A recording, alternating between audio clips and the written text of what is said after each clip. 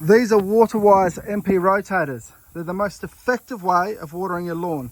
They spread the water very slowly and cut through the wind, applying the water very, very evenly. Underneath this beautiful Village Green Kikuyu lawn, we've added 100 ml of Green Life soil, the very best soil in Western Australia that you can get. This soil is full of charcoal and all sorts of goodness, manures. It's got age mature compost. And the main thing that really stands out is it gets great results.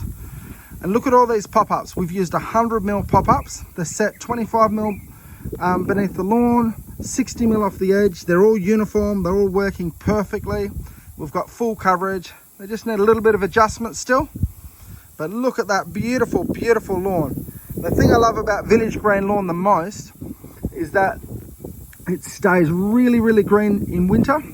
You can vertimow it, you can cut it back to nothing, it will grow back. If it dies off a bit, it'll still green back up, not like buffalo that's got to grow back from the edges. And it's just a fantastic lawn. Give it a couple of weeks and this lawn is going to look an absolute $1 million.